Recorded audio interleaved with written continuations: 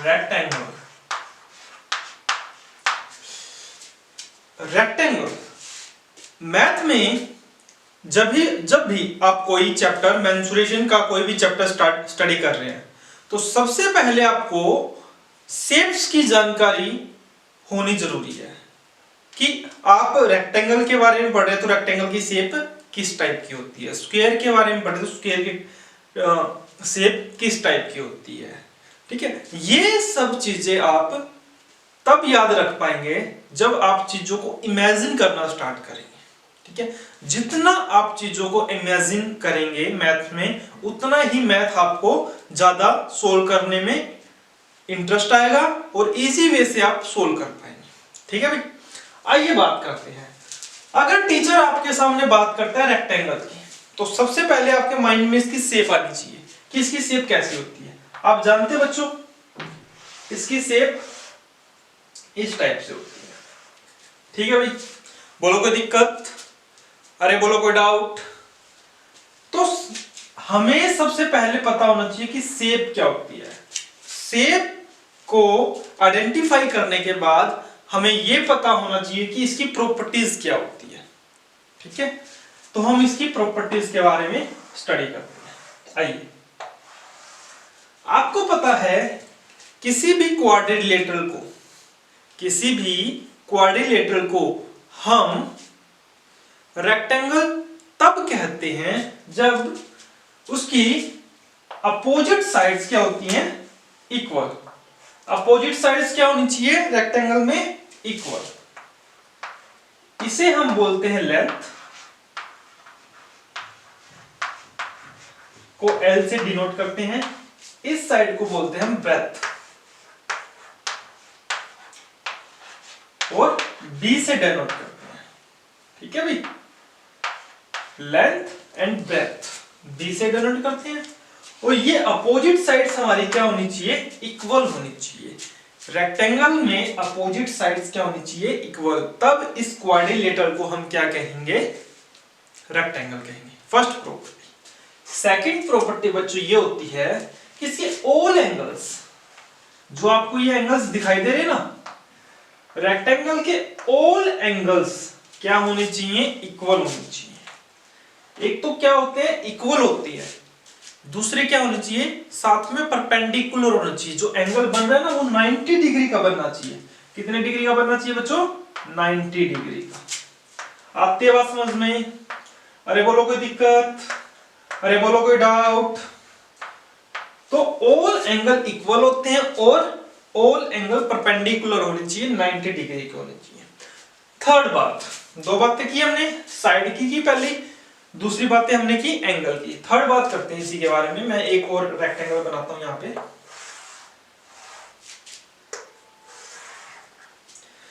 तो ये हमारे पास एक रेक्टेंगल और है।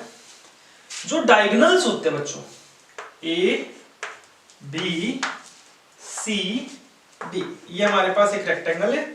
इसके जो डायगोनल्स होते हैं जो बिल्कुल ए वर्टेक्स से सी वर्टेक्स को अगर हम ज्वाइन कर दें और बी वर्टेक्स को डी वर्टेक्स से ज्वाइन कर दें, तो ये होते हैं डायगोनल, ए सी और बी डी। ये दो डायगोनल होते हैं। इन दोनों की लेंथ ऑलवेज इक्वल होती है। क्या होती है, इक्वल होती है। ठीक है, ए सी जो डायगोनल है वो इक्वल होगा बी डी के। ओके, अगर आपको, ये तो बात थी हमारी प्रॉपर्टीज की। ठीक है भाई, सबसे पहले हमने साइड की बात की, फिर एंगल की बात की, फिर डायगोनल की बात की। एक बात और बता देता हूं बच्चों, जहां पर दो लाइनें आके मीट करती है जिस पॉइंट को, उसे हम वर्टेक्स बोलते हैं। तो ये वर्टेक्स ए है, ये वर्टेक्स बी है, ये वर्टेक्स सी है और ये वर्टेक्स डी है। आगे बात समझ में। अब हम बात करेंगे जो रेक्टेंगल के फॉर्मूलेज होते हैं, पैरामीटर का फॉर्मूला, एरिया का फॉर्मूला और डायगोनल फाइंड आउट करने का फॉर्मूला। आइए बच्चों बात करते हैं। एक प्रॉपर्टी और होती है भाई, एक प्रॉपर्टी ये होती है, जो ये लाइंस होती हैं वो पैरेलल होती है एक दूसरे के। ए बी पैरेलल होगी सी डी के, ठीक है भाई, और ए डी पैरेलल होगा BC के। पैरेलल इन द सेंस कि जो लाइन होती है ना, ये कभी भी आप कितना भी इंक्रीज कर लो, ये कभी भी एक दूसरे से जाके इंटरसेक्ट नहीं करेगी, मिलेगी नहीं। इसे कहते हैं पैरेलल लाइंस। तो ये दोनों लाइन पैरेलल है, ये दोनों लाइन पैरेलल है, कितना भी इंक्रीज करोगे ये मीट नहीं करेगी। अब हम इनके फॉर्मूलोज की बात कर लेते हैं, ठीक है बच्चों। आई होप ये आपने नोट कर लिया होगा। बढ़ते हैं आगे। ये आपके 7th 8th और 9th क्लास के पैरामीटर, एरिया और डायगोनल्स की लेंथ के बारे में बात करते हैं। तो ये हमारे पास कोई रेक्टेंगल है,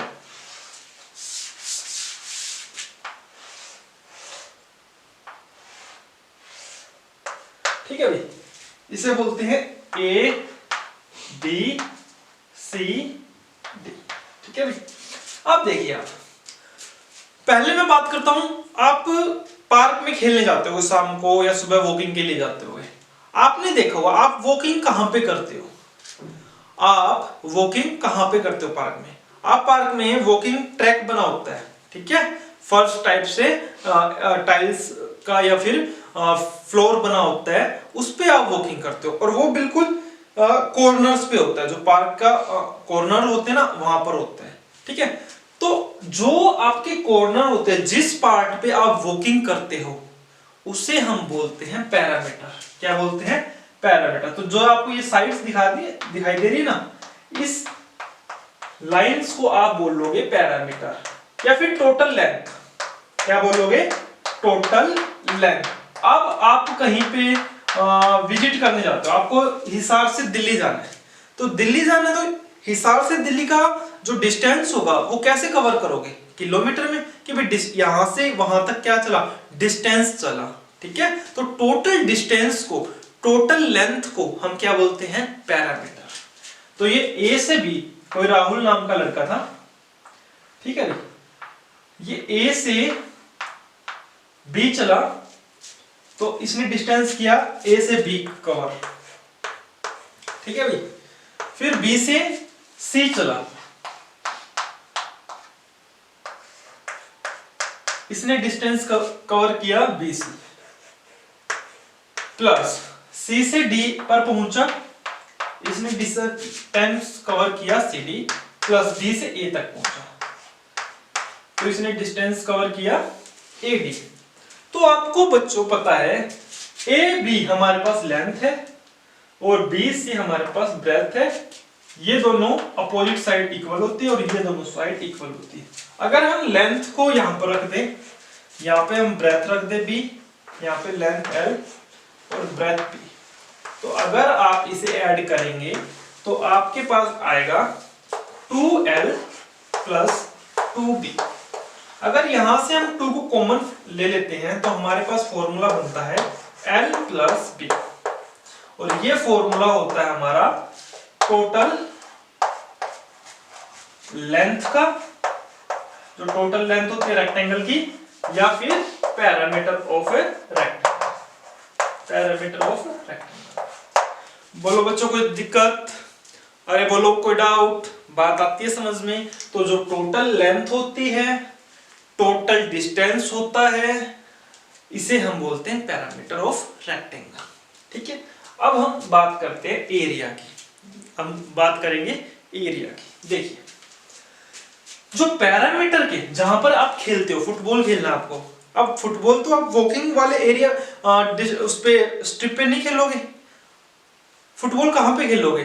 जो आप जिस ट्रैक पे वॉकिंग करते हैं, ट्रैक के जो अंदर का स्पेस होता है, ट्रैक के जो अंदर का स्पेस होता है, उस पर आप फुटबॉल खेलोगे भाई, फुटबॉल, ठीक है।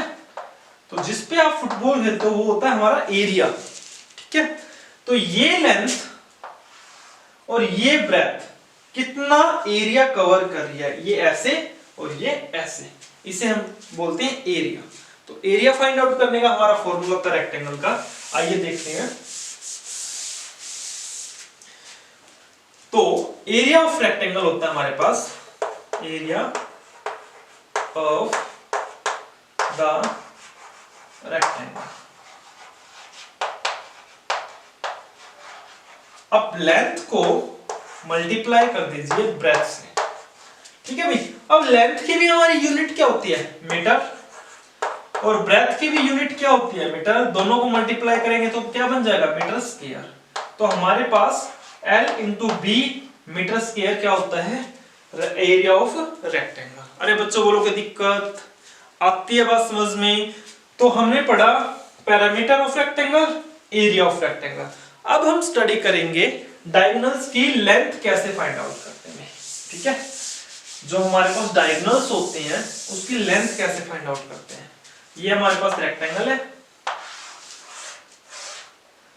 ये लेंथ ऑफ डायगोनल्स है, ये दोनों डायगोनल्स होते हैं, इनकी लेंथ इक्वल होती है भाई, ए बी सी डी।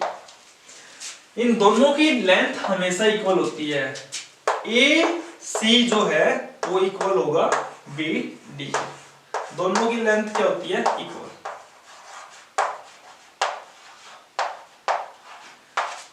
ठीक है भाई। अब देखो हमारे पास ए बी होता है length, BC length, breadth, breadth, ये 90 डिग्री का एंगल होता है। तो आप जानते हैं अगर मैं इस शेप को ऐसे यहां पे रख लूं इस तरीके से, तो आपको दिखाई दे रहा है कि ये एक ट्रायंगल की फॉर्मेशन कर रहा है, बी सी डी, और ये हमारे पास L है, ये हमारे पास B है।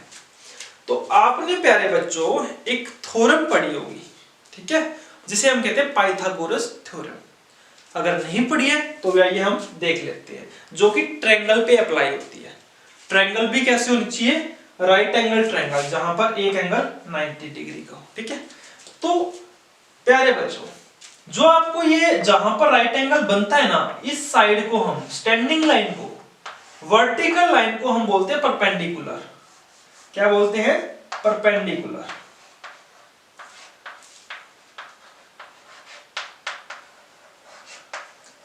और इसे हॉरिजॉन्टल लाइन को हम बोलते हैं बेस, और जो ये इंक्लाइन लाइन होती है इसे बोलते हैं हम हाइपोटेन्यूस। क्या बोलते हैं, हाइपोटेन्यूस। ठीक है, अब ये पाइथागोरस थ्योरम क्या कहती है, पाइथागोरस थ्योरम कहती है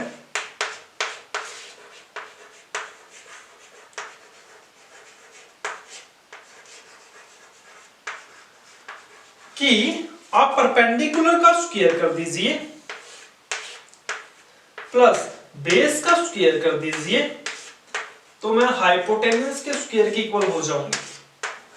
क्या कहती है, आप परपेंडिकुलर का स्क्वायर कर दीजिए, बेस का स्क्वायर कर दीजिए, तो मैं हाइपोटेन्यूस के स्क्वायर के बराबर हो जाऊंगी। ठीक है, तो सेम वे हमें यहाँ पे अप्लाई करना है। ये हमारा परपेंडिकुलर है, बी का स्क्वायर प्लस ये L का स्क्वायर है हमारा, L है लेंथ है, बेस है L है, L का square is equal to hypotenuse. Hypotenuse क्या हमारा, डायगोनल D। ठीक है, तो D का स्क्वायर हो जाएगा। ठीक है भाई, तो ये डायगोनल के इक्वल हो जाएगा। तो यहां से अगर हम डायगोनल की लेंथ फाइंड आउट करते हैं, तो ये जो स्क्वायर आपको दिखाई दे रहा है वो इधर जाके रूट में कन्वर्ट हो जाएगा। तो D हमारे पास क्या आ जाएगा भाई, B का स्क्वायर प्लस L का स्क्वायर अंडर द रूट। तो D की जो डायगोनल की लेंथ है वो हमारी आ जाती है B का स्क्वायर प्लस L का स्क्वायर और रूट के अंदर में। बोलो कोई दिक्कत, बोलो कोई डाउट आती है प्यारे बच्चों समझ में। तो ये हमारा टॉपिक था आज का, रेक्टेंगल। आई होप आप इंटरेस्ट लेके पढ़ेंगे इसको और अच्छे से आपको आपके लिए यूजफुल होगा। Thank you.